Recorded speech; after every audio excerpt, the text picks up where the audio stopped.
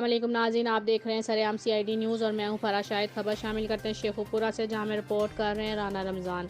इनका कहना है रिटायर्ड सीनियर हेड मास्टर माहिर तालीम सर नूर मोहम्मद एजाज़ की एहलिया जनाब फ़हीम एजाज़ खोकर, जनाब अजीम एजाज़, नदीम एजाज़, वसीम एजाज़, कलीम एजाज़ की वालदा की वफ़ात पर इनकी रिहाइशगाह पर vice chairman district press club Sheikhupura Mohammad Shafiq Bazmi, senior सहाफ़ी रोज़नामा Nawa-i-Waqt group Saifur Rahman Saifi, senior सहाफ़ी Express News Syed Majid Ali Shah Gilani advocate और मोहम्मद अजीम नशाही फातिहा ख्वानी करा रहे हैं। अल्लाह ताला से दुआ है कि वो रहमत दो आलम मोहम्मद सल्लल्लाहु अलैहि वसल्लम के वसीले से मरहुमा मग़फ़ूरा को जन्नतुल फ़िरदौस में आला मकाम अता फ़रमाएँ और लवाकीन को सब्र व जमील अता फ़रमाएँ, आमीन।